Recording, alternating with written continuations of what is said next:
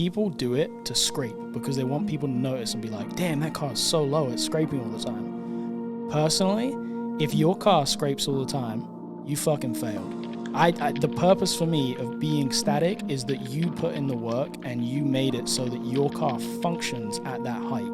Otherwise, what the fuck are you bragging about?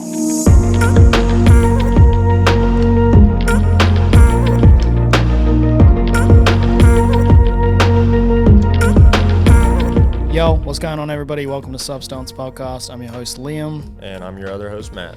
And it's cold, and so we have a heater set up in here now. The garage setup is not ideal for doing this, and that's also why it's a little echoey. You make do with what you have.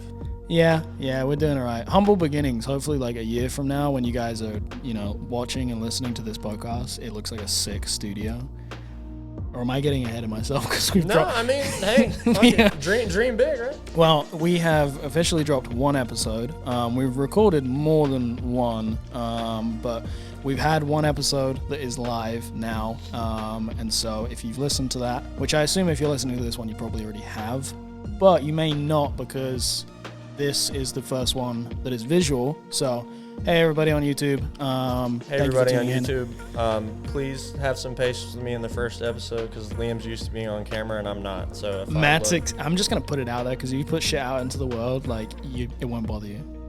Yeah, one episode is live. This is the first one on YouTube.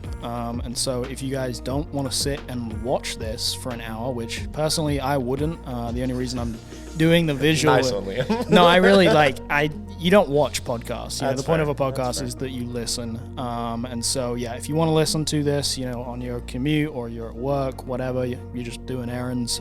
Just for those people that can't get enough of our faces. I guess so. It's more so just so that we can have stuff to post on social media, to promote this, really. Yeah, that's the truth. Yeah. But, go over to Spotify. Give us a follow. I'm hoping by the time this episode is out that we're on Apple Podcasts. They have a little bit of a delay for getting, approved or whatever. So hopefully by then, and maybe some of you guys are listening on there. But what's new, Matt? How's your hand? My hand's pretty good. I can use it again. That's fantastic. It doesn't fucking hurt to pick shit up. So no, it's good. We're good. Everything's good. Can't complain. Super grateful. Here I am. Yeah, and thankfully, I said it's cold, but it's actually that heater's doing some work, so it feels okay. My legs much better than it was last time. I was gonna say we were gonna record yesterday, and we walked in here, and it was 30 degrees outside, so it was easily mid 40s in here, if that. Even last time we recorded, obviously y'all couldn't see us, but we were both kind of yeah. And these chairs are very uncomfortable. So, they are. We probably should work on that too. Yeah. Go to lepautomotive.com/shop and buy some of the Substance merch because we, one, need to use that money to pay off all of this equipment, and two, hopefully we can get a cool studio set up and do better things with this. That would be really cool. But anyways, I'm not going to talk too much about that. Let me just ask you something real quick, and y'all can just watch me ask him. Can I look at the camera, or should I just avoid looking at it a lot? Well, for this part, it's fine because we're doing an introduction. We're talking to you guys, the audience, the listeners. And I mean, the rest of the time, me and you are having a conversation. So it's not, unless you're making a direct point to a dickhead in which there. I will. Don't worry. Yeah, you will. All right, cool. Cool. Today's topic. What are we doing, Matt? Social media and the effects on the car community. Yeah. In the U.S. Yes. In the U.S. is the majority of the focus. So, yeah, we are doing how social media affects the car community. And obviously this is, it's a pretty open subject. A lot of people, I feel like a lot of people maybe don't talk about it. We're all part of it. I feel but not that many people are talking about it in depth and, going over pros and cons. Well, I was going to say, I feel like it's one of those things that it's just kind of silently exists. Yeah. And we just kind of follow the current of what that is, which in some ways is okay, but just anything we're ever going to talk about, it's right. And also, I feel like it's worth looking at. The topic comes up because there are so many people that in the community are like, dude, the car scene's fucked. Like, social media, fuck the car scene. And, like, just all of this, like, negative shit. But, like, I mean, we'll shed a little bit of reality or, like, discuss some of those things today. But I think that's why it, like, becomes, like, a topic, is because so many people have, you know, positive things about it, which, you know, I got a lot of positive things to say about it. I wouldn't have a life if it wasn't for social media. You know, my entire life revolves around my business and social media, and I wouldn't have any of that if it wasn't for it. And some people are just sick and tired of clout and people doing stuff for attention, and we're going to cover all of that today. So you have a place you want to start out with this? Well, let me consult my notes. I might know a good place where you start. Oh, by all means. Can we list what makes we can briefly mention what clout is, and then can we please just bluntly list off what goes into a build for clout? Give them your... Like, I want to get, like, as juicy as we can with it to just, like, piss people off at the start, get them riled up, and then, like, slowly, like, make good points. Give them your loose definition of clout, and then we'll... Okay, well, loose definition of clout. All right, so clout to me, and you got to do your little disclaimer, which you did this at the start of the other episode. Oh, I might just do this at the beginning. If you are watching this / listening to this, there will never be a moment when we think our opinions are more important than anybody else's. There are Except opinions. Right now, we're right, you're wrong. No. I'm just kidding. They are our opinions, and that's where that ends. So... If you're listening to this and you hear something that we say, or you just otherwise find yourself thinking that we're just so self-involved and we think that our opinions are more important, you are incorrect, because they're not. I'm telling you that right now. And we said this on our last episode. What we are trying to contribute is not our opinions. It's trying to open these conversations. Right. It's the discussion. It's trying to involve you guys and, you know, approach every topic or any kind of, like, you know, thing that's related to the car community that could have goods and bads. Approach it with a very unbiased and just, like, you know, open mind. You're open to accepting that, you know, something about this could suck, something about that is really good, blah, blah, blah. And you kind of just, like, weigh those out. And we're not, like, you know, we'll summarize, but we're not necessarily at any point being like, you know, this is how it is, this is what it is. You know, it's like... what we say goes, not at all. To put it simply, we're not authorities. We're just not. I mean, I don't know, man. I got a pretty good mustache. Everybody with a mustache has authority. That's like a rule. You know, when I first came, like... Hell yeah, guys, I'm an authority. I didn't even fucking know it. No, when I first came to the U.S. On, like, a vacation when I was probably 15 or 16, I, like... came through New York airport and immediately realized police, fire people, you know, whoever's at fucking border patrol, all of them had the fattest mustaches. I was like, oh my God, there's a theme here.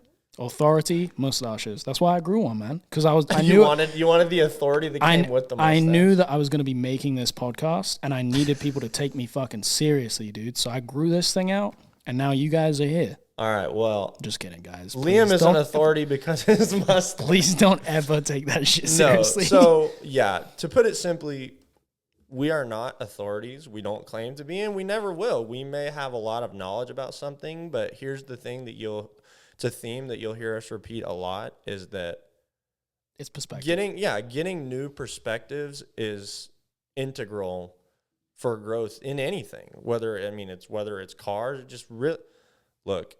The more you learn and the more open that your mind is, the more fun and ultimately the more success that you're going to have. It's that simple. The more knowledge and the more open you are to things on a subject is what's going to allow you to... Hold on, my mic is way low. I got to reach way too far. The more knowledge and the more you open yourself up to learning things and being open to stuff, the more it can allow you to be knowledgeable on a subject.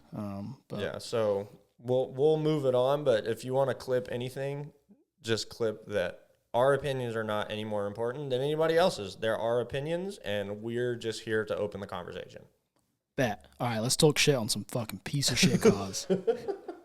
Okay, so back onto the subject. What is clout? So for me, clout is very much, and I'm going to separate this up a little bit because there's... Oh, and sorry, y'all. I move away from the mic to breathe. So if you see me like doing like weird, dude, that's literally what I'm doing because I don't want to be in here like...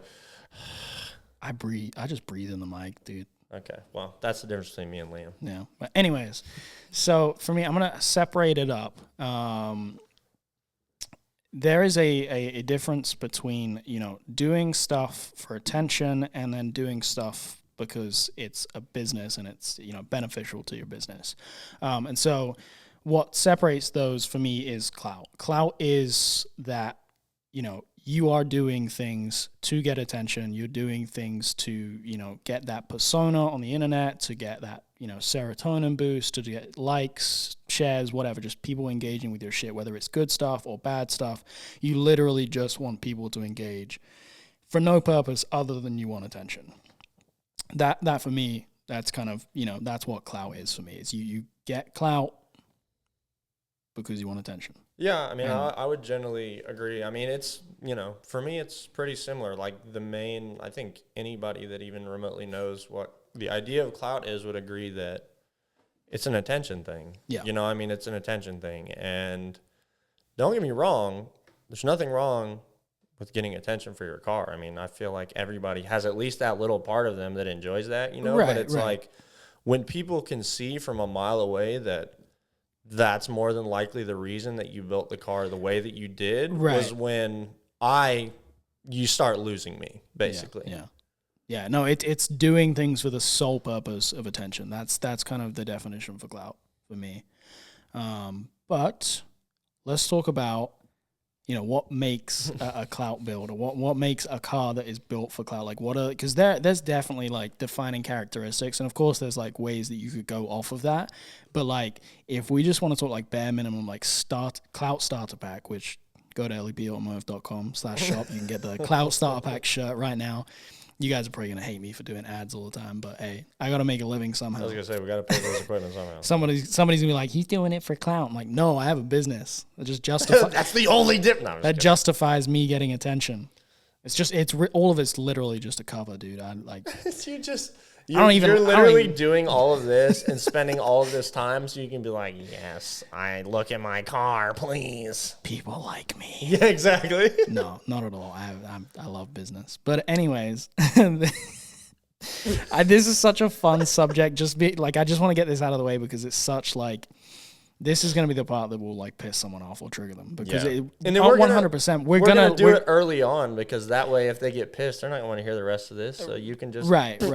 So we're obviously going to offend somebody with this list because it's gonna tick some boxes for like, oh, that sounds like my car. Mm-hmm. And that doesn't mean that you built your car for clout. You should very much know the reasons that you built your car. Like if you're ever questioning it, like if you hear us list off these things and you start questioning it and you're like, man, that kind of sounds like my car. Did I build my car for clout? I would say this in response to that. You got some stuff to figure out there. Well, I was going to say, in response to that, like if we go down our little list here and you find yourself being the one ticking those boxes, mm-hmm. just think to yourself that if we popped out of your screen and asked you to tell us why you did what you did with your car, what would your answer be? That's a fair point. It's a fair point. All right. Characteristics, clout build. So what makes a clout build? You want to start?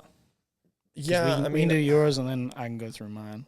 Oh, so you want to do like the whole list? No, I mean, you don't have to do, just list like, okay, say like the top 3 to 5 things that make up a clout build. Well, I would say being like stupidly low, but let's explore that for just a moment. There are really cool cars that are stupidly low. That's just the way it is. So I'm not saying if you want your car to be stupidly low that it's a clout build. It's not what I'm saying. But it's like, for instance, this is a pet peeve of mine.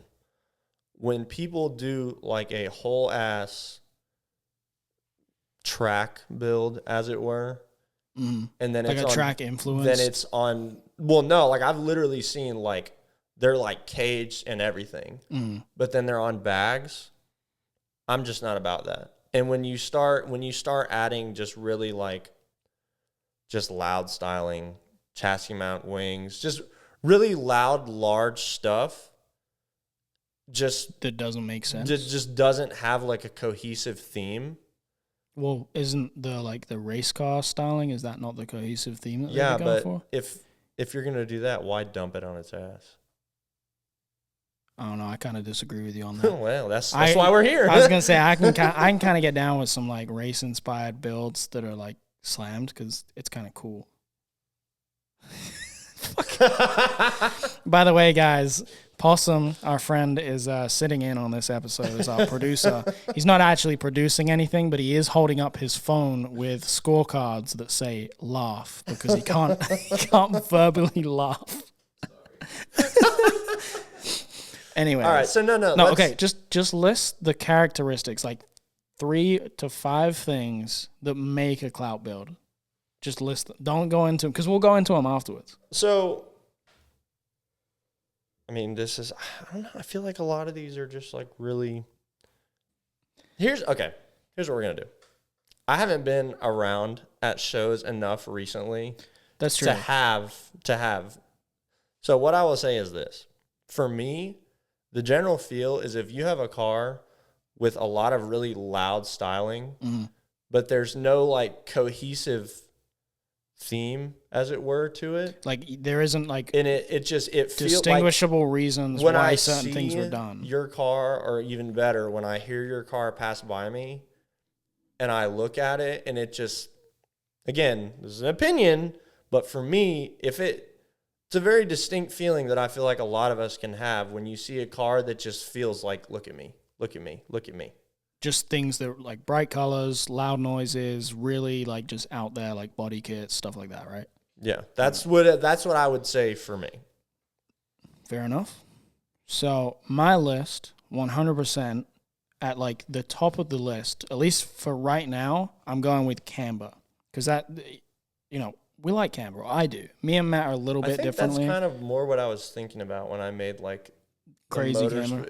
Like, I guess when it's dumped on its nuts, it doesn't always have to be crazy camber, but crazy camber is like, whatever. Continue, please. Continue. Okay, so for me, camber's at the top of the list because it seems to me that a lot of people are just chasing like numbers with camber now. They're like, okay, if I break -30, people are going to look at my car. And that is fucking stupid because -30 will never look good. I do not care what you fucking say or how you justify it. -30 will never, ever, ever look good. Also my opinion. But we need to just have like a constantly flashing disclaimer on the videos. If they're just opinions, calm down. No, fuck no. I don't give a shit. But no, like even, people even doing like, -20 or more, like there are some instances where, over -20 degrees of camber can look good. But it's like you said, where you have like a cohesive theme. Like if something makes sense with the build, fucking go for it. I love that. But it's the fact of just taking like, hey, this is my number I want to reach for camber. Fucking stupid. I'm gonna refine what I said a little bit, actually going back to something that I already said. For me, as an individual, in regards to this, if you have what I would consider a clout car, and I can ask you, like, why did you style it that way? And you can give me a compelling answer, you and me are good. Oh, yeah. But in my head, it's just like, if you are just throwing really trendy parts, whether it's wheels, wings, kit, what the fuck ever, if you are just throwing trendy parts at your car, and it's like if somebody asks you one day just randomly like, oh, well, like, why did you style it that way? And you're just kind of like, it pisses people off, dude. I don't know. Like, that's where you lose me. It's ignorant, dude. Yeah, that's where you lose me. Yeah. But, yeah, camber's definitely big on that list. And then also with people, I can tell with a lot of these cars now that like there's zero consideration for how it flows with the car. Like I have kind of a rule that I stick to that is, fucking computer just turned off. God damn.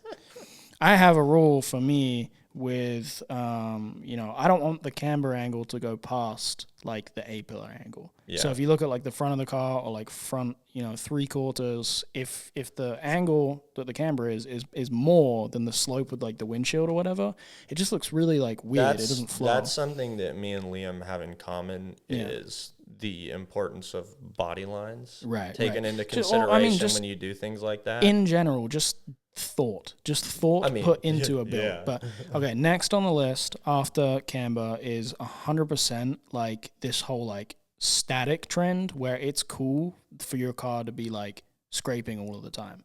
And for me, I love static cars, but Possum's like, what are you gonna say? Possum's on fucking edge right now because Possum's sweating right his now. car is so fucking dumped. Okay. The thing that I'm gonna say is people do it to scrape because they want people to notice and be like, damn, that car is so low, it's scraping all the time. Personally, if your car scrapes all the time, you fucking failed. The purpose for me of being static is that you put in the work and you made it so that your car functions at that height. Otherwise, what the fuck are you bragging about? You're bragging about nothing because literally I see the logic there. anybody can get their car that fucking low and drag ass on the ground. You're not impressing anybody with that. You're literally just like ruining your car. What is cool is if you're able to get your car that low and make it so it's not Situated. scraping on the ground. Like your car's going to scrape if you're static, but if it's just dragging ass the entire time, that is 100% for me a clout thing. Yeah. Because you could have put in the work to clearance it, to do all the things that you needed to so that it doesn't drag ass all the time, but you didn't because you want people to notice you. Yeah, no, And that for me bothers the fuck out of me. I can see that logic definitely. I mean, yeah, yeah. And then I hadn't really thought about it like that before. other things to throw in for a clout build, wide body kits, big wings, loud colors, stuff that you've already touched on. And again, Like- there's nothing wrong with those things in and of themselves. Look, man, I don't know how else to explain. Well, it's just how like things need to be like thought out. There needs to be like a process of how you plan this shit out, like stuff flowing together, and just like you gotta have reasons for doing this stuff. If your reason is solely because like it pisses people off, or like, I mean, a lot of people will just say it looks cool, which is usually a cop out for I wanted people to notice me, because I mean, lots of things look cool. Yeah. But if I'm looking at your car and I'm asking you, I'm like, so why did you do it like this? And you're like, it just looks cool. It like doesn't look cool. It's just something that grabs people's attention. That's going to be what I fall back on for the rest of this episode is if I were to come out of the screen and start talking to you right now and I ask you, why did you style it this way? Can you give me a compelling answer? If you can't, I mean, maybe just kind of look at how you styled it, look at what you've done and see, like, is there something that I can do to be able to give a more compelling answer for that? And you're not going to go wrong thinking like that, because at the end of the day, if you think that way, you're going to start to try and do things that are more expressive for who you are. Right. As a car builder. Which ties into kind of like the next thing really, really nicely is that like obviously the other side of that is, if you going up to somebody and asking them questions, which isn't something that we'd really do because it doesn't matter. At the end of the day, it's not that serious, but it's not that serious. But it's kind of a rhetorical question where it's like, if somebody did ask you this question, what would your answer be? But like the other side of that is that at the end of the day, you don't actually have to care what anybody thinks. And like what anybody's judgment on your car is, and like especially not ours, right? But the next thing that I was going to say on that is that cars, for me, like if you're building a car, like if you're building, we're talking like stance cars, show cars, things that are built for aesthetics, things that look cool. It's subjective. Oh, so yeah. it's an art form, and so you're expressing yourself through your car. And I think that the line between building cool cars and building cars for attention or clout falls very much in that you lose touch of the subjectiveness of it. It's not an art form to you because you're literally taking key elements of things that will grab attention and just kind of throwing them at one thing. And the art form side of it is very much when you go off that you're path. like, okay, you're like, well, and mix your own things, go off the path and kind of right. I've found this body kit for this car, and now I'm starting to think out what ideas would flow nicely with that, as opposed to like, hey, you get this body kit, the body kit's cool, and you're like, man, I don't know what wheels I want, and then you just see like Blitz 03s, and you're like, damn, everybody loves those right now. I need those, and they may not like flow with it at all. And it's just like the thought process, the creativity is what goes into the cars and makes them truly special. I think and that for people who aren't building things and actually being creative and like putting the time and thought into, you know, why they're doing things, that's for me where it falls off into being like it's for clout. cars for me have always been some degree. Well, I mean, they're very much art. Just cars in general. I'm talking about like out of the factory. Like the idea is to have a really aesthetically pleasing car, but Oh yeah, 100%. Modifying cars is very much artwork, if you're asking me. And the thing about it, you know, it's kind of like what he just said. The thing about it is, if you are just using what everybody else has done, is already doing, whatever, you're not putting your own spin on that. Right. You're just not. And that is what I think, whether people realize it or not, anybody that's dissatisfied with where we are as a car community right now, is that there is so much copy-paste stuff going on. Yeah. When at the end of the day, people love to talk shit about ricers and sec spec and this and that, but like, at least those guys were doing exactly what they wanted. Dude, it's the same thing with like the dunk scene. Yeah. Oh, yeah. Dude, the dunk scene, I mean, yeah, granted, some of them are absolutely terrible. It's the same with the sex spec stuff. Yeah, but that's some of any these subculture. guys are putting like insane amounts of work into these things, and they are crazy. The interiors are nuts. The paint jobs are fucking insane, and it's like that stuff goes underappreciated. Well, for sure. it's like, and lowriders is gonna have to be like a whole other episode, but lowriders are a perfect example in that they could literally be the exact same car set up the exact same way with the exact same base coat. But they all have their own. But they all all are gonna have their own, it's murals, like there's paint, whatever. And it's like, at the end of the day, that's like, granted, that's money and that's a whole other conversation. But at the end of the day, that is their own twist on it, which differentiates it from the car right next to it. And that's what I'm saying, is whether people realize it or not, my idea is that anyone, myself included, who's dissatisfied where a lot of this stuff is at right now, is because there are so many different degrees of just copy-paste cars out there. The cars that really excite me are the cars that I can look at and be like, there's vision here. Yeah. Like, they went into making this car, even if it was forever and continuously evolving, there's still an overarching idea of, this is what I want to do. I want to style it this way. Mm-hmm. And it's like, it's not just like, okay, how loud can I make the design of this car? Yeah. And you know what's cool? Like, going back to the lowrider thing and like comparatively to stance cars or the stance scene, lowriders have such a long, rich history. Like, they've been around for such a long time that there's kind of these set rules and there's things that are engraved in that culture that it's like, you know, this is what makes a lowrider. If you do this and go this far outside of it, it's no longer a lowrider. That's what, like, you know how you're saying, like, a lot of those cars are very similar, like kind of the same sets of wheels, but they all have their own twists in the details. Right. That's very much like what I'm referring to in that sense. Like, with, you know, comparatively to the stance scene or show cars, it hasn't been established around long enough. It's too much of like a quick trend that, you know, is accessible for young kids to jump on. And so we have this disconnect where, you know, there isn't set rules, and there doesn't need to be set rules, but, you know, you kind of see where I'm going with it, where it's just like there's nothing in place. Like, it's almost like guidance. There's nothing to these kids. They just come in, they see tilty wheels, they see stuff that's ignorant and crazy, and they're like, cool, yeah, let's do that.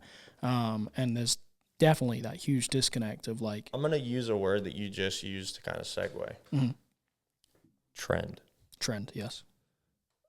Especially with social media. Oh, this is exactly where this ties in. So, because social media is what it is, and it's just sheer communication all the time with zero barrier to entry, trends are inevitable. Yes. They're inevitable. Right. And especially in the demographic that he's referring to, where it's like, frankly, whatever age the person that's coming into all this, and they're interested, but like we talked about with repost pages, they come in and they don't know any better. Why would they? Right. Why would they? Unless they're one of the lucky ones that are coming in because their group of friends are into it and they're finally just like, all right, I'm going to see what this is about.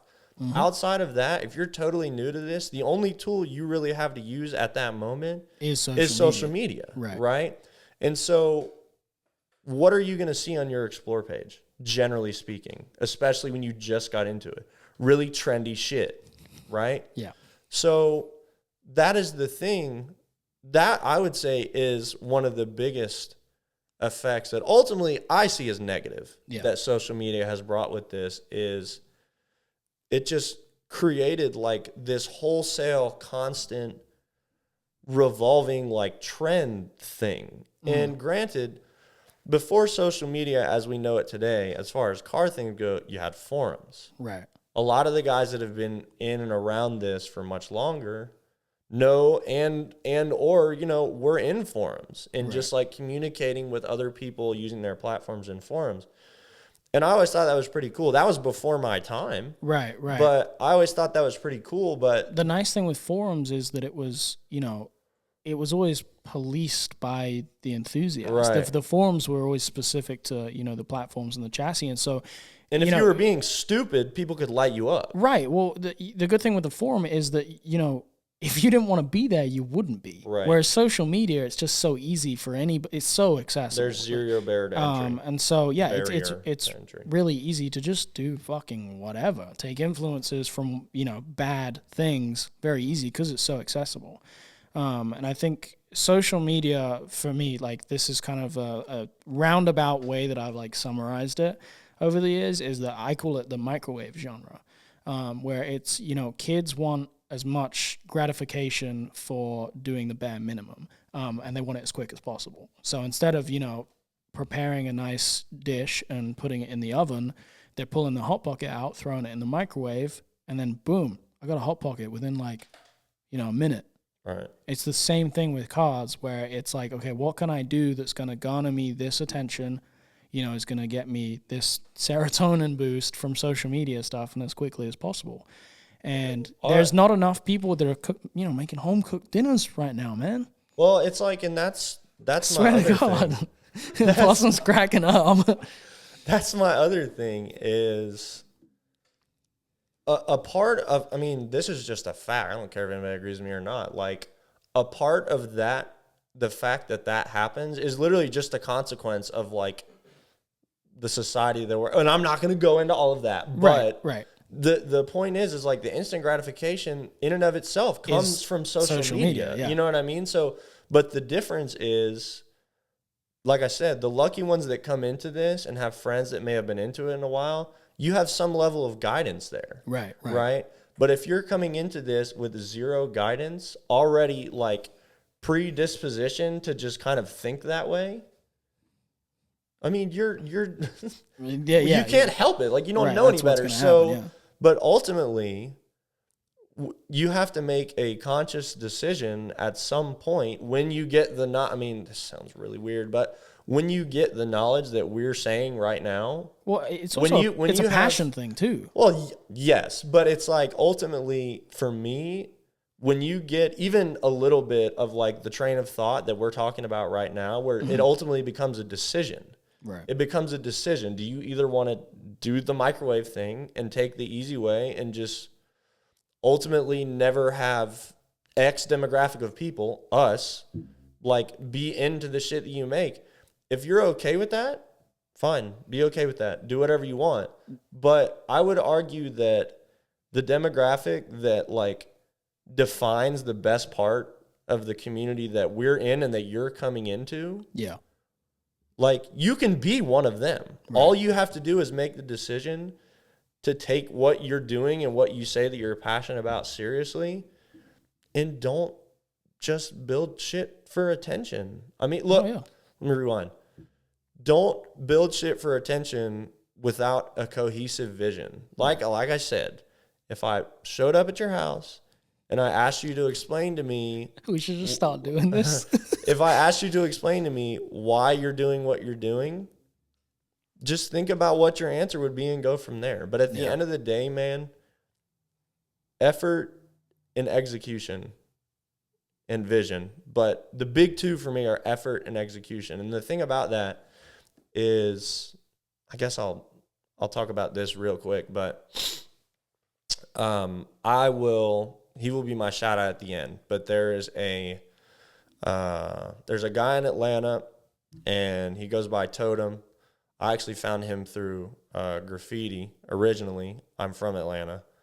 But as it turned out, years later, I found out that he's like super into older like Japanese muscle, but then also like American muscle, right? And like I said,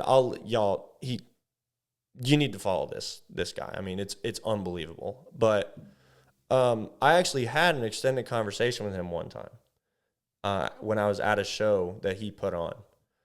And this was years ago now. I was doing Not Fast at the time, but to spare you like all of the details of the conversation, it ended up him telling me something that has stuck with me ever since. And he said that, look, man, it doesn't matter what subculture you're in, whether it's cars or something else. Mm-hmm. There are always going to be three kinds of people. There are going to be people that don't have any style and don't care to find any. People that build stuff for clout. There are going to be people that don't have any style but are going to pursue finding it. And then there are going to be people that, for whatever reason, just kind of have style. Yeah. Right?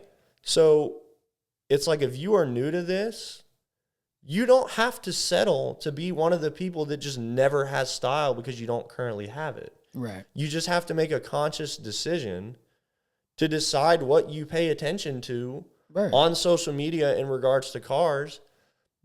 Cars that you like, listen to what they say.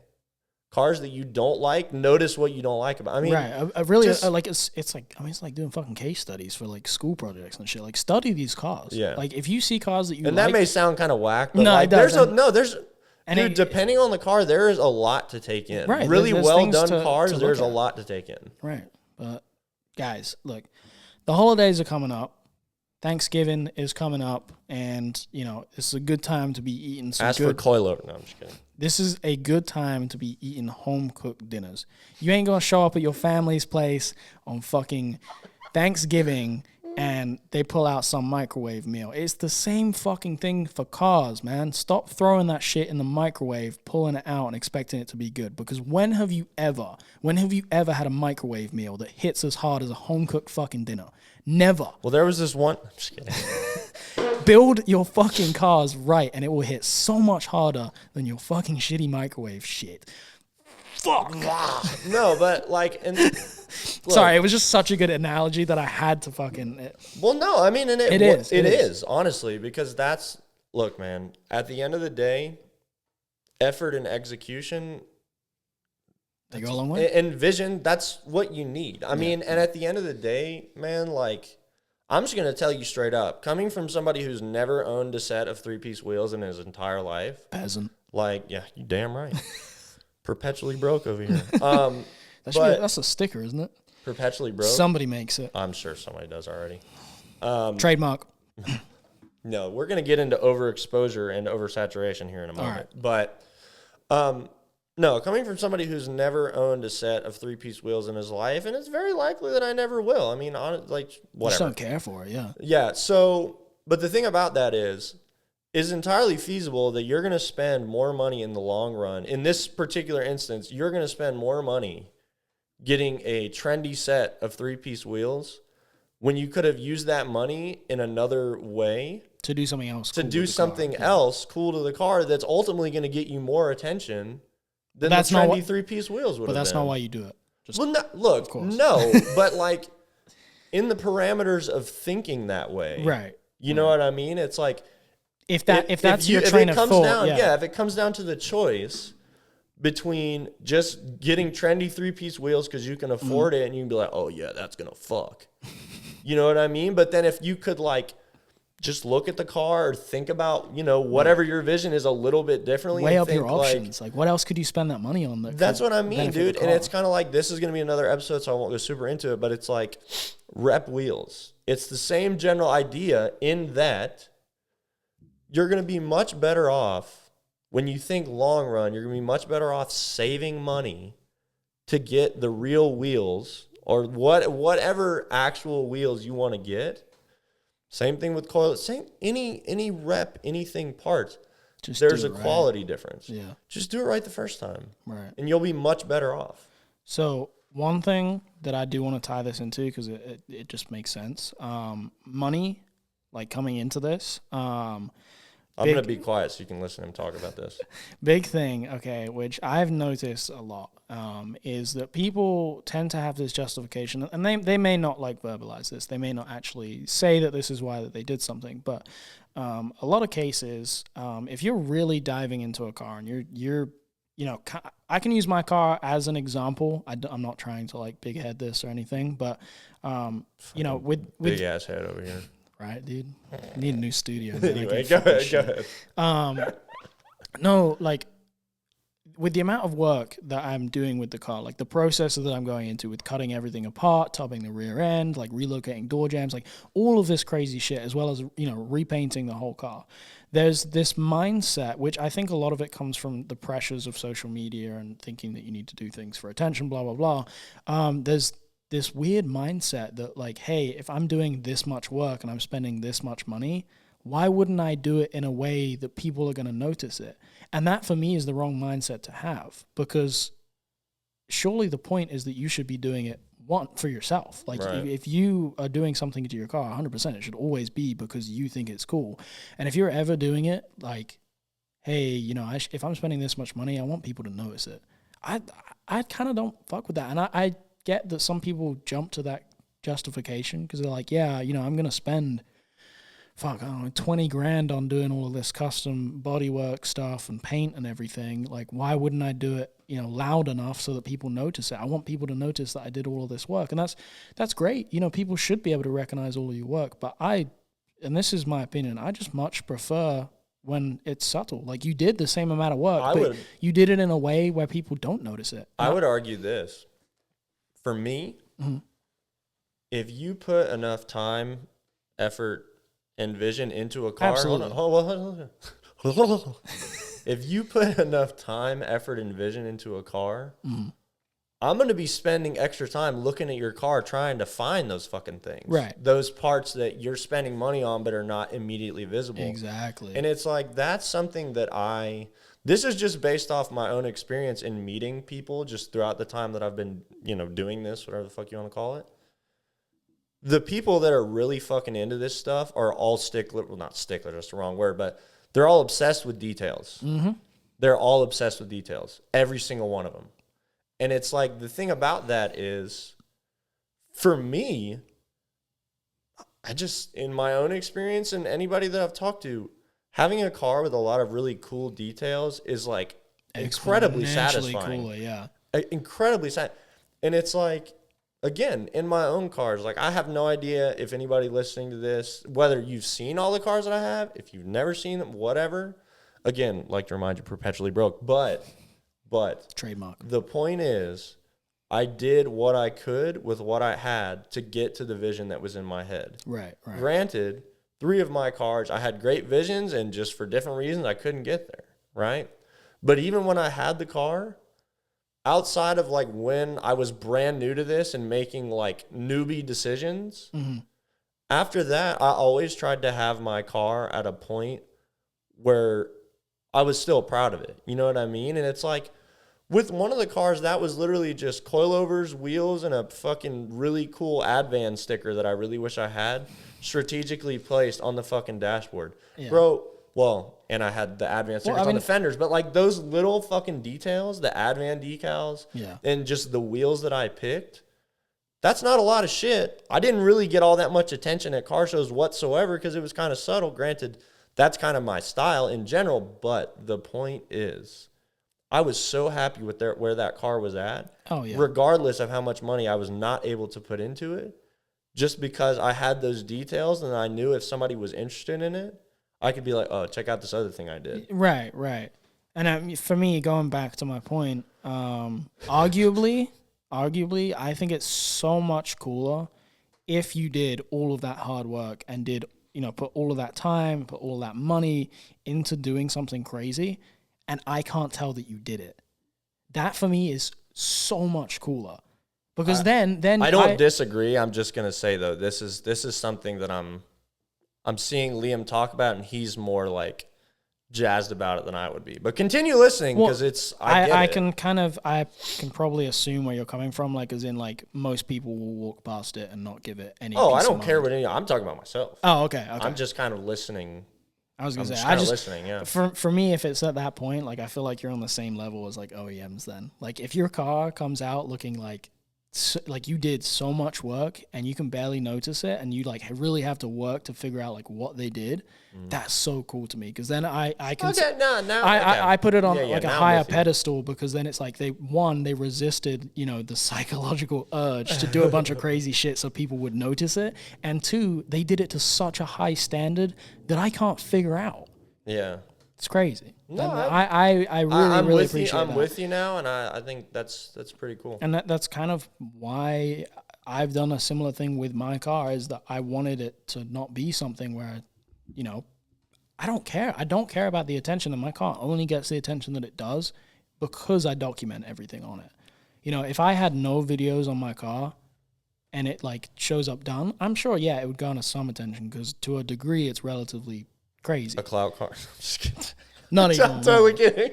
But no, it gets that much attention because I've been so thorough in documenting everything, and you know, it's gotten to a point where people enjoy just tuning in and seeing me do stuff, and they're like, I'm hoping, like the whole point of me documenting everything with the car was like, I want people to see me do it and understand some of the reasons for me doing these things, and it doesn't necessarily have to inspire them, but if it gets them thinking differently, like, damn, yeah, I'd never thought about doing something that way, or blah, blah, blah, or like, you know, I never even considered being subtle with this stuff. And for me, less is more. Less is literally always more. Like ultimately why we do this. Yeah. And yeah, that's a big thing with this podcast. On the off chance that something that we say, or even just the general conversation that we open up, hits, you know, strikes a chord with you and makes you think even an inch different than you're currently thinking. I want to segue what you were talking about with your videos. Yeah. To talk about kind of like what happened as a result of social media. In this case, well, no, all of them. Instagram, Tumblr, and Facebook. So as we talked about, excuse me, it's free to make a page on any of those. And just to make it clear, when I talk about Tumblr on this podcast, I'm talking about as Tumblr as it was in like the golden days. Yeah, when they had porn on. Yeah, not before they took away the porn and it just crashed like a plane. So sucks, man. We can all openly admit that we were on Tumblr for porn, because none of us use it now. So clearly it fucking lines up. So Tumblr actually played a weirdly considerable part in how I like grew up stylistically. With how I looked at cars, and as well as like my first exposure to like media brands within like car community. The only one I'll allow myself to name drop is Stance Nation for obvious reasons, because I think, pretty sure we're all fans of Stance Nation. Yes. So I would not have an LS400 if it wasn't for Elvis. So Stance Nation every time I saw a photo from Stance Nation, I knew it was a Stance Nation photo because they had the center-mounted watermark with the photographer's name under it. When I started seeing that everywhere on Tumblr, but it was always a different car, I thought that was the coolest shit. Oh, it was like, dude, this is so big. They're in so many different countries. They're so cool. everywhere. And it's like, so then I started to get exposed to like other media brands of the time that I'm not going to name drop, some of whom I love, some of whom I fucking hate. But so the point is, like, I started seeing these photos with like the watermarks on it, and I would just see it over and over again. They would be different photos of different cars, but they'd all have the watermark with the photographer's name. I just thought that was super fucking cool. For some reason, the small aesthetic that came with the photo with the watermark like that just hit it for me. It's kind of like how the clubs are though. Like it's like similar effect where you just see, you know, windshield banners on like all of these cars like all over the world, and it kind of has that similar effect where it's like you're like, damn, this is like a big thing. This is crazy. These are cars all over the globe. Like we've got cars in Japan, Germany, Russia, United States, Mexico, wherever the fuck. Yeah, it's just like, damn, that's fucking cool as shit. I want to be part of that. And it is, man. It's like that. And all of a sudden, too, especially with Instagram, I think almost more than any of them, when you have that degree of connectedness, when you find like car clubs or even media brands that have their own, like, their team of photographers, I guess we'll say, where you're seeing all these cool photographers like shoot for this brand. Well, all of a sudden you're like, all right, well, who else shoots for these guys? And all of a sudden you go down the rabbit hole. You're seeing work from somebody in Japan, Poland, Russia, like wherever. Whereas without social media, where would you have ever gotten led to that? Right. Forums. Ever. I mean, forums, you know, there's people in other countries that exist, but it's far less accessible. And, you know, social media just as a whole has just made that so easy to find and really deep dive into, you know, stance stuff or any subculture at all, really. Like, you can deep dive, do so much research. You can find so many different styles of things, subgenres within subgenres. And that is what's really, really cool about social media for me. I think I'll just bluntly inject this into what you just said. Internet friends. Oh, yeah. For me, internet friends are arguably the coolest part of this whole fucking thing. Because, like, but cause aside, it's unbelievable to me, some of the friendships that I have in my life that are just, I'm just so grateful for them is really all I can say about that. And it's like, it never would have happened if it was not for, in my case, Tumblr and Instagram. Facebook has never done a goddamn thing for me, but that's interesting you say that, because for me, my come up with stance cars and like growing this obsession for lowered cars was Facebook. Really? Yeah, Stance Nation and a page called Whips and Chocolate, which if any of you I guys... vaguely remember that, I was going to say, if any of you guys are familiar with Whips and Chocolate, that was the biggest fucking thing ever for me. And I think it was a UK-based thing. But I would just, you know, they just post pictures all the time, and I would just scroll through these pictures endlessly, just getting ideas and just seeing, like... I would see a lot of cars that back then, you know, there wasn't so much hype. Social media was a lot more small. And it was newer then. It was much... It was newer then. It was much more pure back then. I mean, not even, but definitely more pure. It wasn't that new even then. I miss those days. But to me, it was really cool because it was like social media hadn't had this crazy effect on how cars were being built then. And so I was seeing a lot more like really just like boring cars that you'd never take a second look at. Just like random commuter cars, whatever bullshit, just quirky fucking pieces of shit. And people are doing the coolest shit to them. And I love that. That's what gave me the obsession, is just that it was enthusiasts. They were super passionate about making whatever car they had cool. And I loved that part of it. And now I think we've lost a lot of that because everything is so oversaturated with people just doing crazy shit that they know is going to garner attention. Well, and we lose that, like, creativity. And I feel like, not even necessarily on the other hand, but the other thing that is, like, in my opinion, negatively shaping what we're all seeing right now is, again, there is no barrier to entry for these social media networks. So you can just... Are you trying to say we should gatekeep? No. No, we haven't touched that. No, we haven't touched that yet. But no, what I'm going to say is this is just social media in general. It doesn't matter if it's cars or not. But, like, somewhere along the line, the general consensus has become, because I'm on the internet, my opinion matters. Yeah. It doesn't. I mean, it's like... Neither do ours. Well, again, yes, correct. Neither do ours. We're just saying words. And it's like, the thing about that is you can do the same thing on the internet. That's why people do it, is because you can do it. But that's the other thing, is there are people out there that if they wanted to talk shit about your car, they don't care. They'll do it to your face. Right. Right? If they're one of those people that'll walk up to you at a show and be like, bro, your car's a piece of shit. It doesn't happen that much. It doesn't happen that much. What do you mean?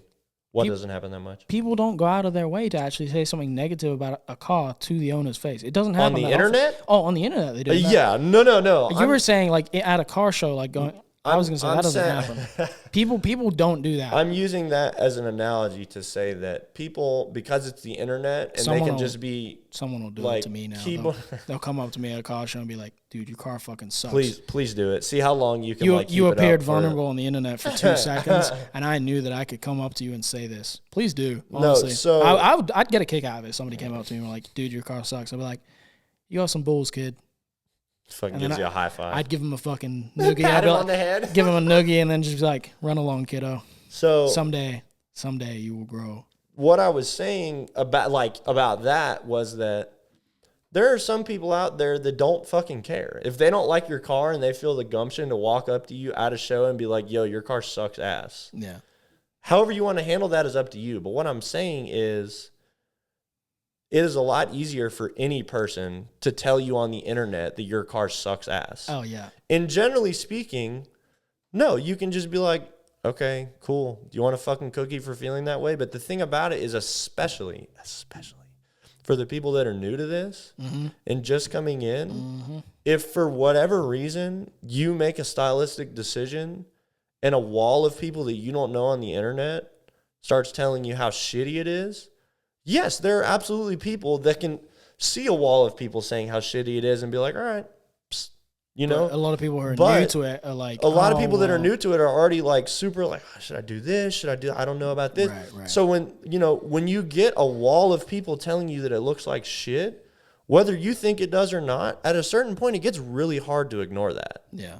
And it's like, this comes back to the guidance thing, which is Yeah. a really good kind of way to summarize not summarize, but like tie this together is, when people are first coming into this, they're new. If they're getting hit with people that are just being fucking assholes, just for no fucking reason.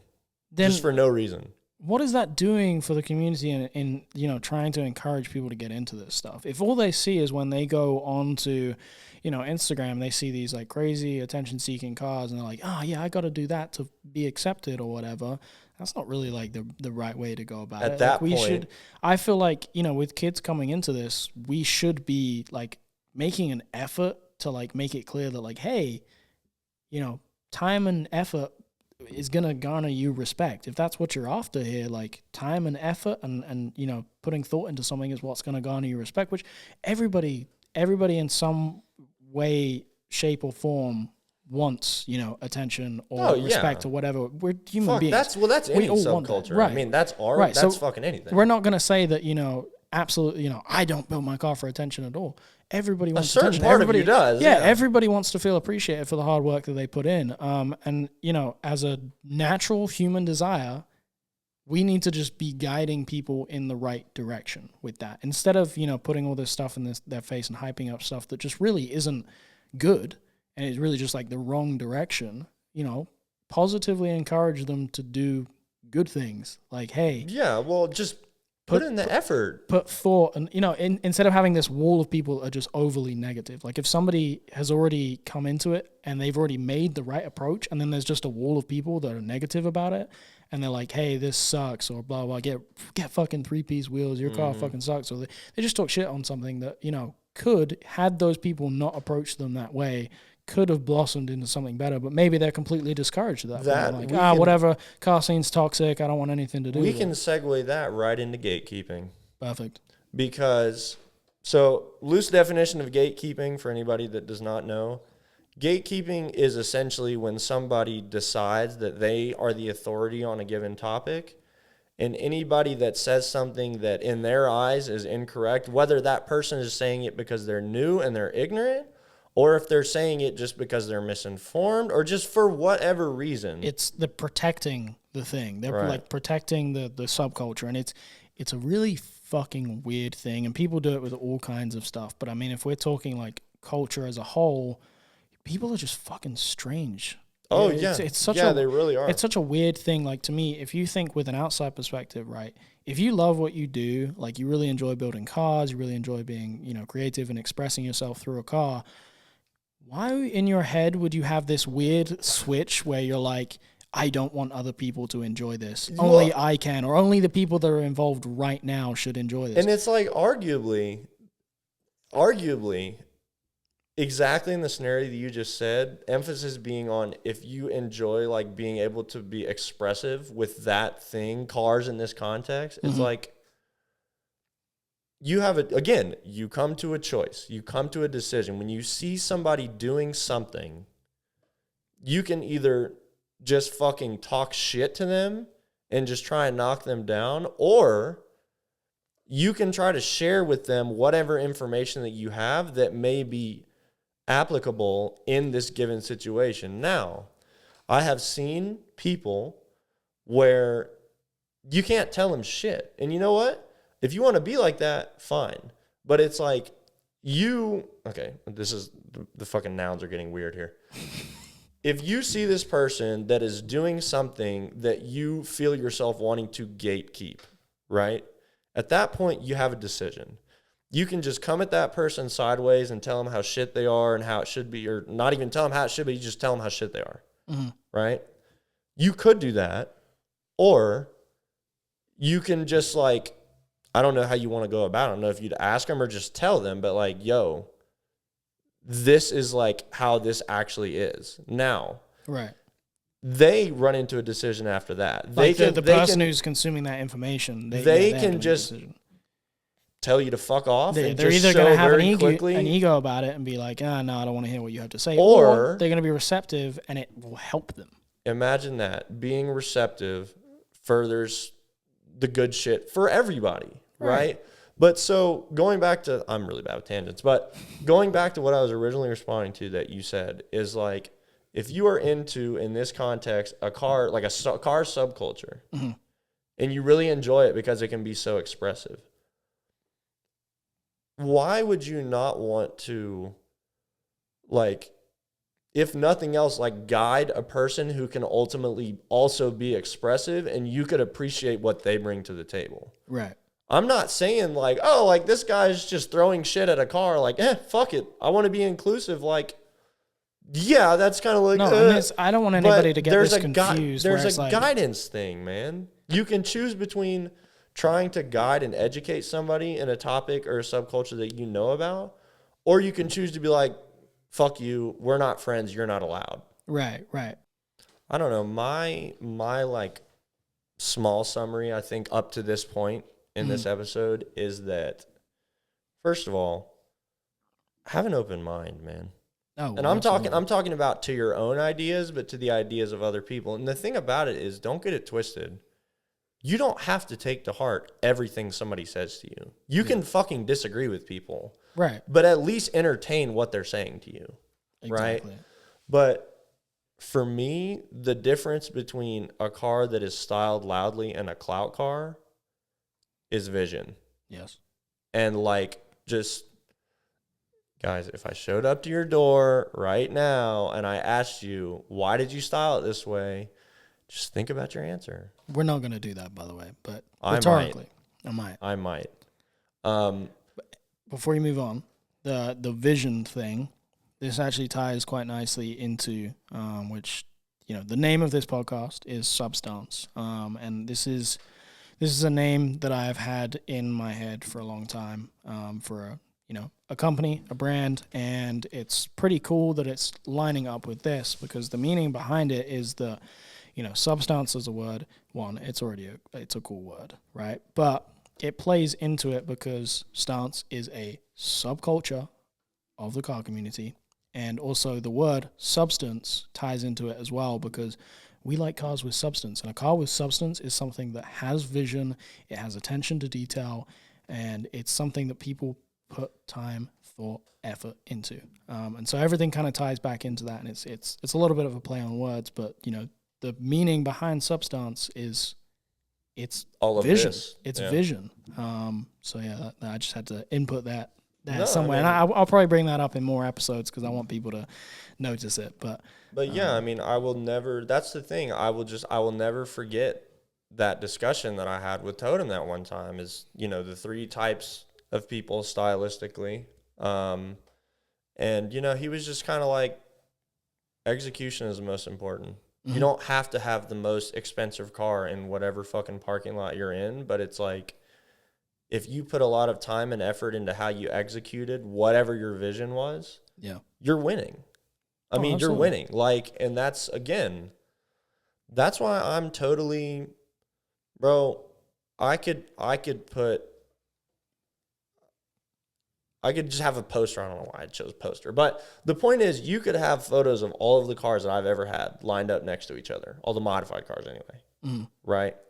And look at them. And they're like, I mean, they're clearly modified. But other than that, I mean, they're really subtle. And like, that's just my style. But as I said, I am a lot more concerned with attention to detail and just kind of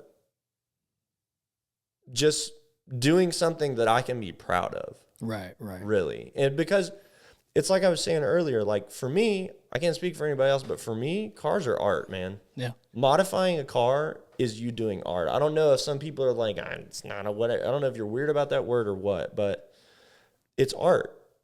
Oh, and absolutely. Art is a reflection of you, or at least if you're putting in the amount of effort I would want to in my own life. You're expressing something. That's Right. the purpose of art, is it's expressive. So it's like, if you're going to make art and you're going to garner attention with your art, wouldn't you want that to best reflect you? Yeah.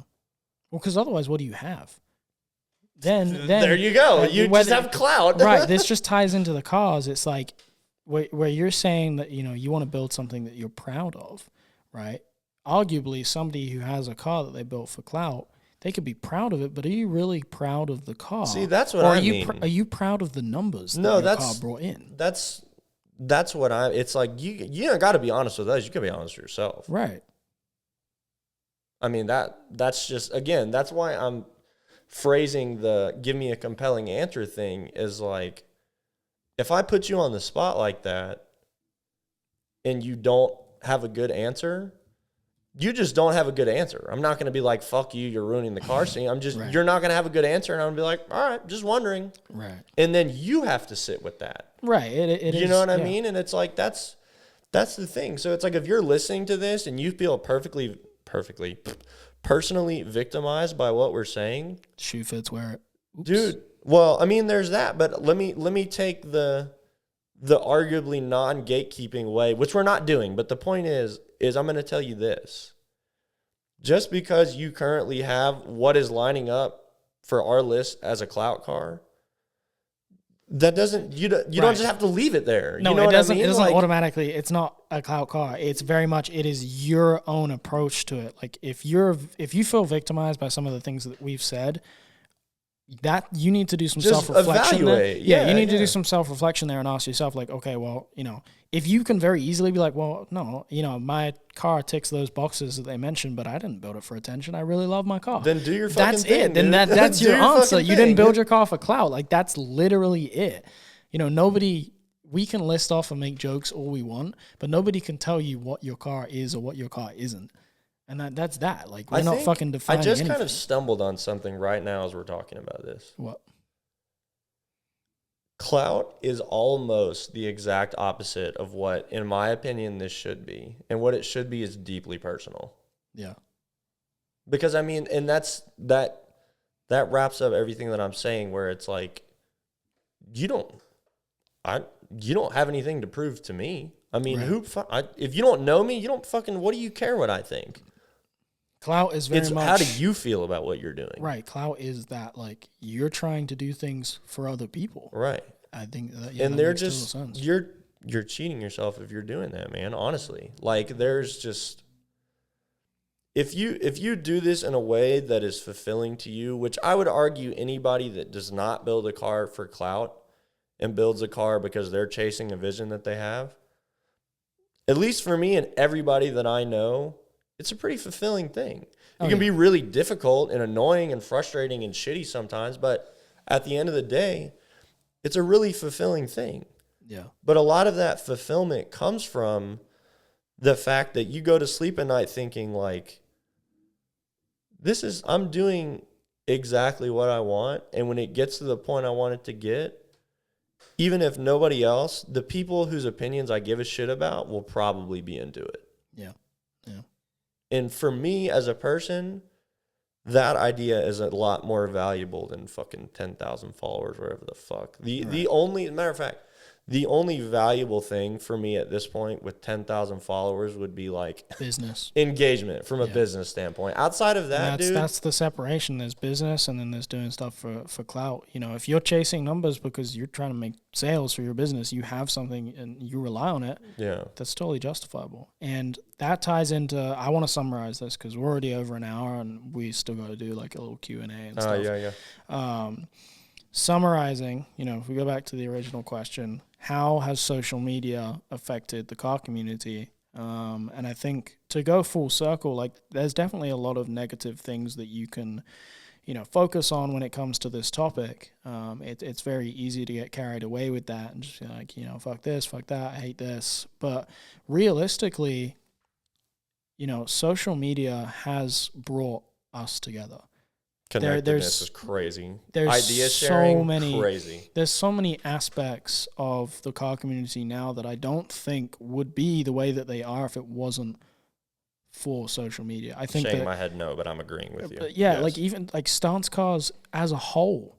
I think that before social media, that was such a small niche. Oh God, so ridiculously small, and now it's mainstream to have a stance car. And that's wild to me. And, of course, there's going to be bad things that come with this. With any kind of growth like that where things just blow up, there's always going to be bad stuff. And it's so easy to focus on that and be like, the car scene's so toxic. I'm sick of all these things. But, like, really think about it. If you are into this and, like, you love this that much, that shouldn't bother you at all. Because I feel like if you're into this, like we're talking about, at the end of the day, I mean, I'm guilty of this. I'm guilty of like thinking that way sometimes because it really can. It can just be so frustrating having that be like so normal. Yeah. When you go to shows, for instance, it's like you can never go to a show and not see that. You know what I mean? But it's like at the end of the day, and in more recent years, I've been able to be, being in Chattanooga is also very helpful that I'm just around all of my car friends living here.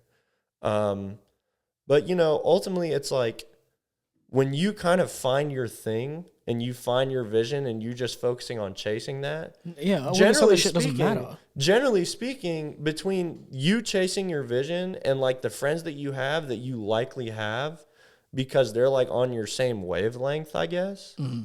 The fuck does the rest of that matter? Right. It doesn't matter what's happening outside your bubble because it's your bubble. Yeah, like I said, listen, learn, hear people out, but it's just like... But no, okay, so to tie everything together and really like kind of end on like more of a positive note to do with social media stuff, this has brought so much together. There's so many good things that have come of it. There's so much stuff that is accessible. You're able to, if you love something and you enjoy doing it, you're able to like turn that into a business now. And I can say that from my perspective because that's what I've done ever since I've been involved in social media stuff for like the past probably 12. It could even be close to, maybe 15 years, might be pushing it, but he's like looking at me like I know. It's been a long time that I've been involved in social media stuff, and like I've been active with business stuff in just social media for 10 years, and none of this would exist without it.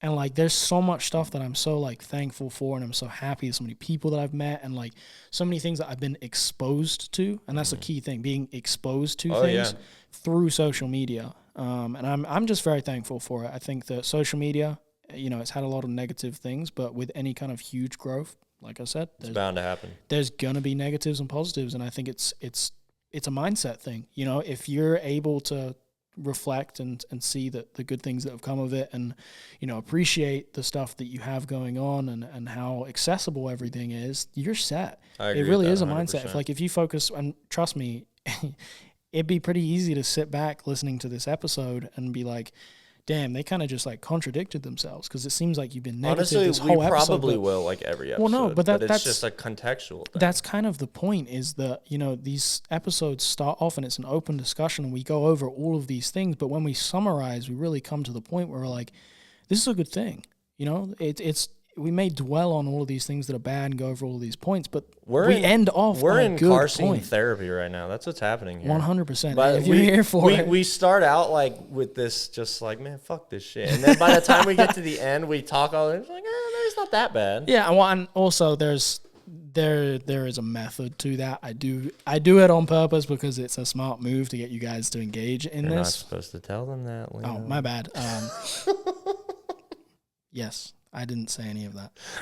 But no, it's social media, I think, is a good thing. And we've covered the majority, I think, that we needed to know. No. We definitely covered a lot more on... I'm happy with where this is at right We now. definitely covered a lot more on clout as opposed to social media specifically, but we've made good points regardless. And so I think this is a good episode, and I want you guys to let us know in the comments or, wherever you're listening to this. If you could post on your story and share this, it'd be a huge help. We're really just trying to open up this conversation and this podcast to more people and just expose people to not necessarily the right thing, because I don't want anybody to perceive us as authorities or saying that we're telling you right from wrong. It's different perspectives. Exactly, just opening your mind up to different perspectives and new things. And on that note, let's open our mind up to some questions and see what we have on here.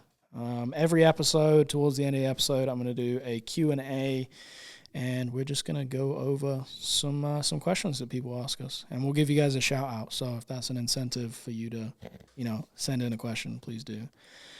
Do you want to do like a question each or something? I feel like that could work. Whatever you want to do, amigo. Okay. That's a fairly good one. I'm going to leave this one to you. Okay. So, at JB_lifted said, what direction do you see the car community as a whole heading towards? And I actually don't want to answer that as a whole, because that would be way too big of a question. Let's say massive. Where do we think like stance stuff is going to go? I think that stance is slowly waning, to be honest with you. I think falling off. Yeah, well, not falling off, I wouldn't say, but it's like it's waning. You know what I mean? Mm-hmm. I think, weirdly enough, I think when stance started out, it was kind of like a niche thing in Japan. Mm. It's certainly not a niche thing anymore, but I'm starting to see the style lean into something that I personally really enjoy. That's kind of like, it's a spectrum from like track cars, like whole ass like motorsports track cars, to like street sport inspired cars. Yeah. But like as far as the stance scene goes, like in a really dweeby way of putting it, like the camera's getting less and less. Oh, I'd hope so. But I mean, I feel like it's going to get worse before it gets better. But I don't know. Yeah, I kind of agree. I feel like stance stuff has been, a trend like for such a long time that it's gonna start falling off at some point, and hopefully that kind of leaves us with the actual enthusiasts, the people that really into this. Maybe I was saying that being idealist in that regard, but that's what I'm really kind of hoping that it happens, is like for whatever, I don't know if we just all got sick of it or what, but I definitely see it waning, and I feel like that's what's going to happen. I feel like the people that there's going to be more things to pay attention to in building cars like that, as opposed to just like wheels, coils, or wheel bags, go. Right. So next question. I'm going to answer this pretty quick, because I think it's probably going to be something that ends off like quite good. Sorry, we only did 2 questions. I promise we'll do like a full Q&A episode at some point. You don't want to do like one more per person? Yeah, I suppose we could do. I'm trying to like find a good balance with this. Please let us know if like the length of the episode is good for you guys, because I obviously don't want to drag this on longer than it needs to be and you guys get bored. As long as y'all are, interested, you're still listening, we're good.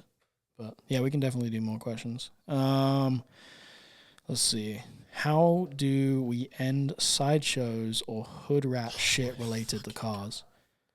This is kind of a tough one. Why would you wait until the end to get me started? Oh, I know. I'm not going to get started. No, let's not dive into it too much. But I mean, like, that's kind of a hard question, because I think it's something that's going to happen regardless. And it ties into clout stuff too, like people doing stuff for attention. Massively tied into clout. I think as a whole, like my best answer for that is that we just hold people accountable.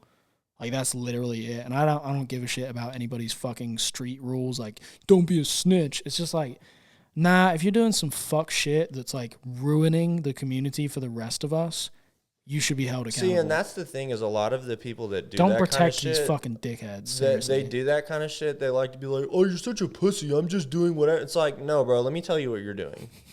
You are creating a domino. No, this is just objective No, fact. I'm just laughing at You are creating a domino effect. And let me lay out for you what that fucking domino effect is. All right? See, if you're hanging out with your boys or whatever, wherever the fuck you're doing that, in a public parking lot, generally speaking, or private if you're really shitty. Mm-hmm.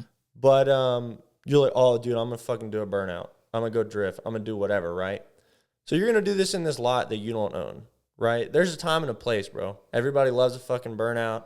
Drifting's fucking cool. Street drifting's fucking cool, right? There's a difference from like kids that are just doing it like with a small group of friends and then kids that are doing it to show off. It's the showing off thing that's the problem. Either way, there's a time and a place. Yeah, and absolutely.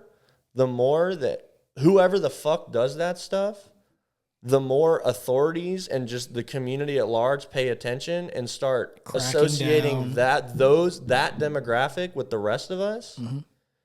If that is continuously allowed to happen, if you have a modified car, they're about to be on your ass. Right, you become a target, and that ruins it. They're about to be on your ass because some of for us something that you didn't even fucking do. And everybody, dude, we all love fucking drifting and burnouts, but like you said, time and a place. And if you really cannot keep your hormones under control to the point where you have to do some fucking whack shit to get some attention from people, like you really just don't make sure you put your license plate in the video.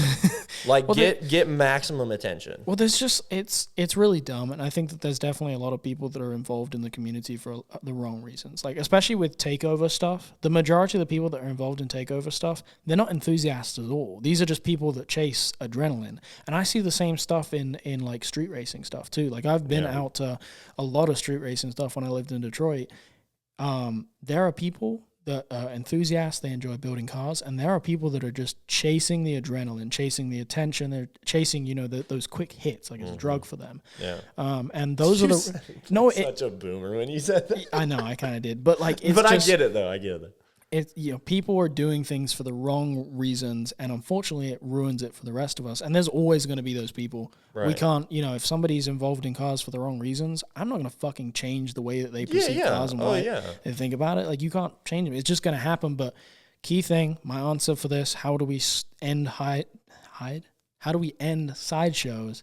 Just hold people responsible. Like, that's all it is. Like, if you make it to a point socially where, like, you feel very unwelcome if you're doing fuck shit or you're known for doing fuck shit, you then probably will not do fuck shit anymore. Hopefully you'll kind of filter out those people that are in here for the wrong reasons, and then the other people that are here for the right reasons, that are enthusiasts but still do some dumb shit because they're young and ignorant, they won't do it because it's been made socially, like everybody's socially conscious, like don't fucking do that or you'll be embarrassed. Yeah, just so the best thing to remember if you find yourself thinking about doing a burnout in a public or a private lot, what you are thinking about doing is going to negatively affect anybody else. So if you decide to do it, get ready to be called out for being a piece of shit. Yeah. That's all there really is to it. If you want to learn car control, do it somewhere where it's not going to, you're not going to hit anybody. Nobody's going to see you.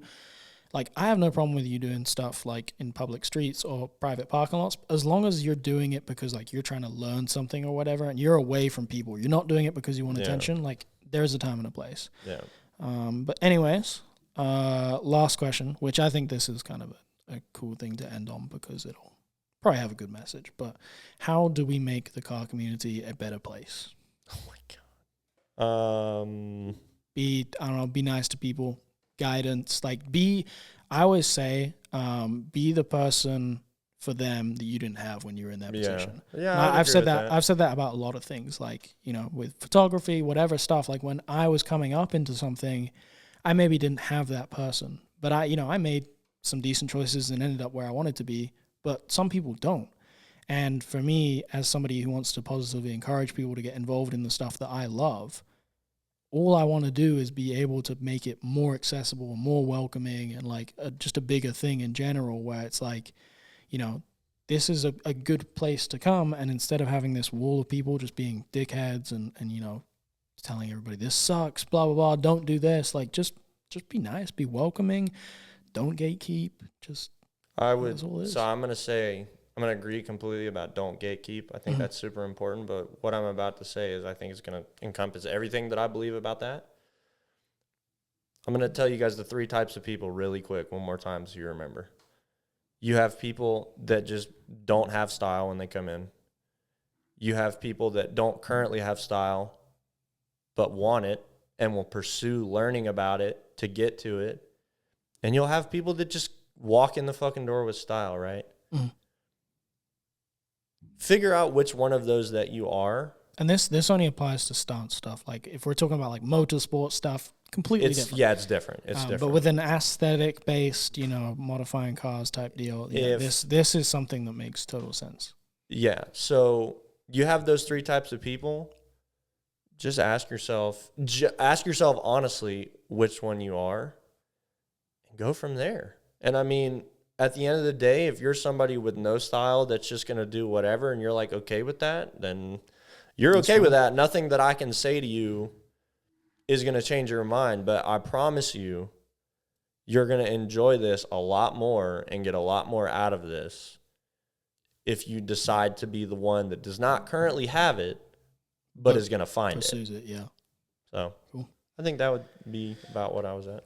All right. You ready to do some sleepers and do some shout outs for some people? Yeah. End of every episode, we're basically just going to, pull up somebody's social media account and give them a shout out. And it'll be somebody that we think adds value to the community, has something that's worth seeing, or just, people that we think are good, that we'd like to put you guys onto that maybe you weren't aware of, and we can make you aware. That's why we call them sleepers. They're maybe unknown, and you're learning about them on here. Are we just doing one per? Yeah. We are. We're just doing one. All right, perfect. Do you want to go first? Or yeah. Sure. So it is at Mr. Totem 2. You spell out Mr. Mister. He is the one that I mentioned that gave me the 3 types of people. And he, as I briefly said, I found him through the medium of graffiti, because I'm from Atlanta. I'm from Atlanta, and the vast majority of my artistic identity comes from doing graffiti. Yeah. And he is like the best Atlanta has ever produced, period, end of story. Right. The funniest part about saying that is, like, at this point, that doesn't only apply to graffiti. It 100% applies to graffiti. He is my all-time favorite graffiti artist. But when I found out that he was, like, into cars in a very random way, and I started, like, looking, he has his Mr. Totem 2 account, which is his graffiti writing and his cars, which is the one I gave you and you should follow. But over time, you'll probably see his other ones linked in his posts. He has a car group with his friends. He's also a crazy good b-boy. Like this, he's like the coolest fucking kind of Renaissance man. And just, dude, you don't even have to follow him. Just go look. Just go look at what he's doing and just be as blown away as I am. What was the car that when I looked at his account, he has was a Buick. He has a lot, but he has he's a Buick Grand National. Yeah, Buick Grand National. He has a Grand National on Watts with like 16-inch Watts, custom chin splitter. I'm pretty sure he's got custom tails on it. It probably has like an external oil cooler. It is LS swapped. I'm pretty sure. It's so fucking cool. And the thing is, man, all of his cars are that cool or cooler. Yeah, it's insane. Yeah. Hell fucking yeah. No, I wasn't aware of who he was until Matt put me onto him. And immediately I was like, yo, this is super fucking cool. Not only from like the art perspective, but like his approach to cars, and also, learning a little bit about him from you, just hearing his approach to, how he thinks about the community as well is really cool. And the one last thing I'll say to wrap up my little part about him is he is like the personification of what I was talking about, in that building a car is art. Mm-hmm. And how you decide to do it is very much a reflection of your vision, your artistic vision. And the thing that is just like my ultimate goal is, if you look at his art first, you'll very clearly see it translated into his cars. Yeah. If you look at his cars first, you'll very clearly see how it came from his artwork. It's insane. Cool. That's super cool. All right, so mine. Some of you guys may know him, but I'm gonna shout out to. Well, it's one person, but it's also a business as well. It's Evan Mount from Deviant, and he is just. I've known him for a couple of years. Super, super down to earth guy. Owns this super cool brand, Deviant, and he's just busting ass trying to like make it somewhere. He's making some really cool products, super high quality everything, and his customer service is insane. Like he's made it his staple to communicate with customers and be on top of his shit. He's shipping orders out within like 10 minutes of you ordering. Really? I didn't know that. Yeah, no, he's staying on top of that shit, and he also has a history of building some really fucking cool cars. I think when I was first made aware of him, he had a Lexus. It was a blue IS. Pretty sick car. Since then, he's had this Miata that was very like OEM plus, but it was one of the most perfect Miatas I've ever seen. Oh, I was going to say. Did you like know of him when he had the Miata? Because I did. Yeah. And I saw it at a show in Atlanta, and I was like, God, so fucking cool. No, it was so perfect. Well, and then when I like got to a point where I was like talking to him, I think it was like with you or something, when I officially like talked to him. Yeah. He was like, oh God, I hated that thing. And I'm like, no, I didn't. But no, yeah, he had that really clean Miata. I think it was boosted too. And then he's since progressed into an FRS, which is obviously a very like common platform. There's a lot of blah blah blah. We're tiptoeing around it. That is a very commonly used platform for a cloud car. But his attention to details really shine through on his car. He's got a lot of awesome details in that FRS, BRZ, whatever it is, and it's painted this fucking crazy like yellow mustard color, which it's like a custom paint that they came up with. It's got like a fully molded wide body kit on it. It's a very well done car, and his approach to cars is fairly similar to us in the way that we think about it.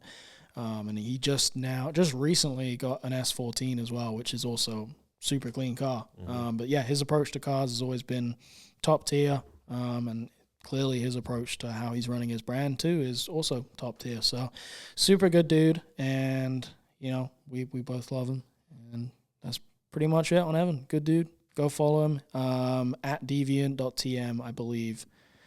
Boy, you better make sure. Fuck. Yeah, let me pull that up. I'm so sorry, Evan, if I get that wrong. That's absolutely horrible on my part. But yeah, he's a good dude. Let's see, Deviant. Oh, deviant.usa. I knew there was a USA in there. Yeah, that's why I said that. At deviant.usa. Go check them out. Good people. That's the end of the episode, guys. Yeah, I think in this particular scenario, it's pretty important that we hear from you guys about the time, because we're just a little over an hour and a half, and obviously, like, we're cool with it, but we don't want to just be like we could sit here stretching this out way too long for you guys. So yeah, we could sit here for 3 hours and do this, and it'd be no problem. But at the end of the day, we do have to make this a consumable thing. So if you guys don't enjoy it being this long, please let us know. Oh, one more thing. Sorry, shameless self-plug, but I just made an Instagram for myself in the context of this Substance, because my private Instagram is private for a reason. So you can follow me for this stuff at sub.stance.mat. Yeah, and I mean, you're going to be posting stuff that like relates to the podcast, as well as like car stuff and different things that I'm actually still. I was gonna say, are you gonna?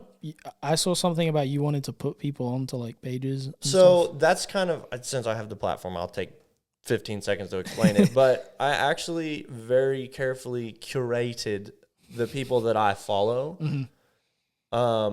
with the intent of being able to say, like, if you want to see the pages that I pay a lot of attention to, just look at the list of people that I'm following. Right. It's very much like a suggested thing. If you like the way that we think and like the way that we, talk and the things that we're saying, you can quite easily go to Matt's account and look at the pages that he's following on there. And, if that's the stuff that you're into, it's right there. It's accessible. And that will be ever evolving. Yeah. I think. But yeah, thank you guys for tuning in, whether you listened on Spotify or Apple Podcasts or you actually watched this on YouTube. God bless you. If you fucking sat there for an hour and 35 minutes and actually looked at us, that's insane. I hope there was everything you wanted it to be. But yeah, please, go follow us on Spotify or Apple Podcasts. It means a lot to see, this do like relatively decent numbers, because at the end of the day, this is a very niche thing. And there is going to be a limited amount of people that, have the patience. Give or a single bit of a shit about right, it. or have the mind, that's open enough to listen to this and engage with it. And those are the people that we want. We want you guys, if you enjoy this and you engage with it and you like the things that we're saying and you relate to it, we want you here. And it's very valuable to us, because eventually this can grow into something else. And, people that are like-minded are absolutely key in building a network of good people in the community. So thank you guys for tuning in. And we'll be back every Monday. That's the schedule now. We're going to do it. What the fuck was that? I have no idea, but special thanks to @KillPossum for being our producer for the night. He did so much. He's been Snapchatting over there like the whole hour. Hey, man, he's been listening Possum, come attentively, okay? fucking hop in here real quick, come- just so that come you over can here. show your face. He's getting all nervous now. Do you a little shameless plug. All right, guys. Thanks for tuning in. We'll see you every Monday from here on out. Hopefully, you're not bored of us yet. Love you. Bye. Bye. My lord, these fries are unequivocally fucking busted. Every time. I'm going to have to load up a different fucking sound effect. Trust me. Next week, fucking Side Talk MS. Bing bong. Fuck your life. Side Talk fucking quotes are coming. Oh, my God. My ass hurts. President Byron.